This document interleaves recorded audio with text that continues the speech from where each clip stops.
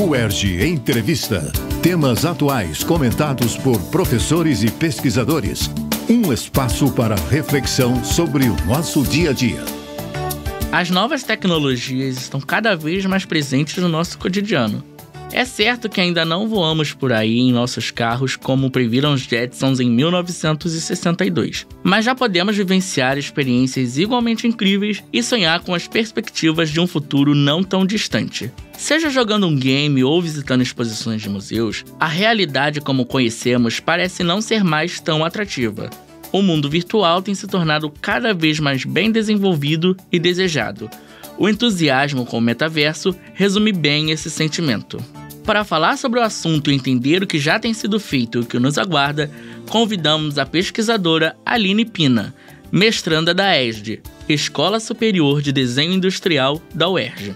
Aline Pina é também graduada em Comunicação Social pela UFRJ e desenvolvedora de projetos com foco nas realidades estendidas. Ao longo de sua trajetória, participou de um grupo de pesquisa do Museu da Manhã, coordenou o desenvolvimento de aplicativos com o uso de realidades estendidas e, mais recentemente, em 2020, desenvolveu o ambiente virtual de exposição do E-Museu do Esporte da UERJ.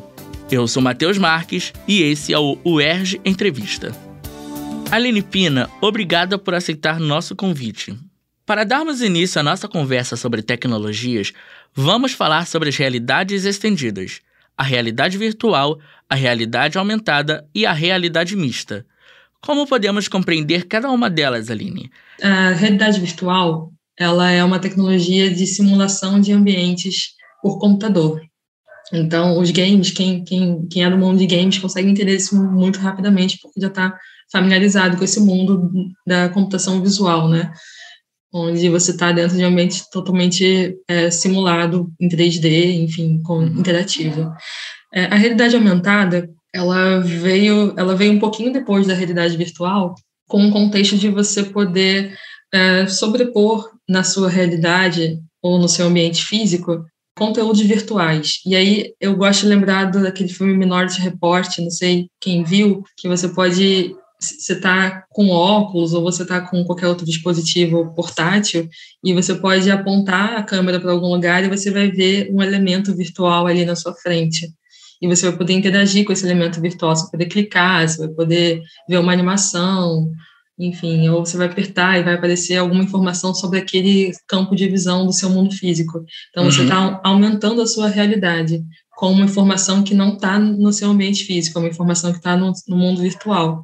A realidade mista, ela é um campo de uma realidade híbrida, onde você mistura o real e o virtual. Então, dentro da realidade mista, tem a realidade aumentada. É como se a realidade aumentada fosse a realidade mista e, assim, elas são a mesma coisa. Então, eu acho que é bom de saber diferenciar, né? A realidade aumentada, você está no seu ambiente físico, você está interagindo e engajando com conteúdo virtual no seu ambiente físico, e a realidade virtual, você está num ambiente simulado por computador, em 3D, interativo. A realidade aumentada, ela vem sendo bastante usada no entretenimento, para engajar conteúdos interativos, com realidade aumentada, no marketing, para engajar com o público, as marcas engajarem com o seu público, na indústria, você poder usar as mãos com um dispositivo, com óculos, assim, você poder fazer manutenção de equipamentos, ficando livre com as mãos e com um colaborador, podendo te dar um acesso remoto, um suporte remoto. Já tem sido usado na medicina também, em cirurgias médicas, e também na arquitetura, para demonstração de projetos de arquitetura em 3D. Enfim, é um campo muito vasto. Praticamente em tudo que há comunicação humana, você pode utilizar a realidade aumentada desde que seja útil para aquilo. Já a realidade virtual, ela também está sendo bastante usada no entretenimento, como no mundo dos games, filmes e curtas em realidade virtual, na questão de visitas virtuais, de simulação de espaços virtuais, ou de espaços físicos no ambiente virtual, na educação por meio de simulação de ambientes de cirurgia também, enfim, ou simulação de outros contextos na educação também, no treinamento de colaboradores na indústria. Hoje em dia tem muito treinamento, a indústria está utilizando muito a realidade virtual para treinamento, e na simulação de diversos tipos de atividades humanas em ambientes virtuais. Em pleno 2022, não há como falar de novas narrativas e realidades sem abordar o metaverso. Como podemos definir e compreender esse conceito? E o que há de concreto em termos de desenvolvimento atualmente? O que a gente tem são conceitos do que é o metaverso. Ele é visto como uma versão futura da internet, uma experiência imersiva, né, onde você envolve os seus sentidos em um ambiente descentralizado, persistente. O persistente seria você poder estar em um ambiente, construir coisas, ou enfim, e quando você voltar naquele mesmo estado. Você não iniciar do zero, assim, não é tipo... Ele é persistente, como a vida, né? Você deixa a coisa de um jeito, quando você volta, tá lá ainda. E, enfim, persistente e com capacidade de usuários ilimitada e com baixa barreira de entrada. Então, é um lugar onde as pessoas vão poder socializar, comprar e vender bens e poder levar seus bens de uma plataforma para outra. Ele é interoperável, né? Que é isso de você poder usar seus assets, os seus bens em diversos lugares. É como se fosse a internet. Hoje você tem diversos sites, assim, né? Então, tipo, o metaverso seria a internet, você poder levar suas coisas para diversos sites, só que em vez de sites você está num ambiente espacial, tridimensional. Eu comecei a pesquisar essas tecnologias em 2010. Em 2010, a gente já entendia que haveria uma grande convergência de tecnologia para que seja criada uma tecnologia invisível e persistente no seu mundo real. É como a gente usa hoje o computador, o celular, e a gente já vive de tecnologia, só que a intenção é que isso seja cada vez mais invisível, a gente vai abandonando grandes hardwares, computadores, não sei o quê, ou utilizando menos, assim, mais para fins específicos, né? E você poder ter esse conteúdo todo com você no seu corpo mesmo, assim, no seu dia a dia, e de forma mais invisível e mais acessível, né, entre aspas, assim, que você possa acessar isso mais facilmente. Então, isso já vinha sendo previsto há muito tempo, e acho que o que eu vejo de grande diferencial agora é o blockchain se juntando a esse mundo imersivo e você poder comprar ativos digitais, vender, enfim, ou fazer essas transações financeiras. Entrando na esfera do uso consciente da tecnologia, você consegue enxergar algum nível de perigo a curto e a longo prazo devido à imersão nessas novas narrativas e realidades? Se sim, quais medidas tomar para evitar danos? Sim, nosso cérebro ele é muito facilmente enganado por essas simulações que são muito próximas da nossa realidade, como a realidade virtual. Um tempo atrás, já se fala antigamente, né? Tinha uma brincadeira de você botar uma mesa de escritório com aquelas divisórias de escritório, e aí botavam a mão da pessoa num canto e botavam uma mão de borracha na frente. Uma mão fake, uma mão de mentira. E alguém vinha e botava uma faca assim, e a pessoa puxava o braço dela, porque ela estava vendo aquele braço na frente dela, então o cérebro dela acredita que aquele ali é o braço dela. Isso no ambiente virtual também acontece, quando a gente está numa experiência de realidade virtual, tudo é feito para que a gente acredite naquele ambiente, mesmo que conscientemente a gente sabe que a gente está no ambiente virtual. Acho que tem um pouco desse cuidado de entender, de preparar as pessoas, de ensinar as pessoas a ter um senso crítico maior com esse tipo de tecnologia que pode facilmente enganar o nosso cérebro, mas ao mesmo tempo isso também serve para coisas boas, não tem sempre o lado ruim, tem o lado bom também. Também serve para criar empatia, para você poder estar em ambientes que você é de risco, que você não estaria, enfim. Mas o outro ponto, além dessa facilidade de enganar o nosso cérebro, também tem um ponto dos dados pessoais, assim, é fundamental para mim, né, na evolução dessa tecnologia, essa discussão sobre a propriedade dos dados por parte do usuário, porque no ambiente imersivo a gente tem acesso a para onde a pessoa olha, por quanto tempo a pessoa olha, o que desperta o olhar dessa pessoa.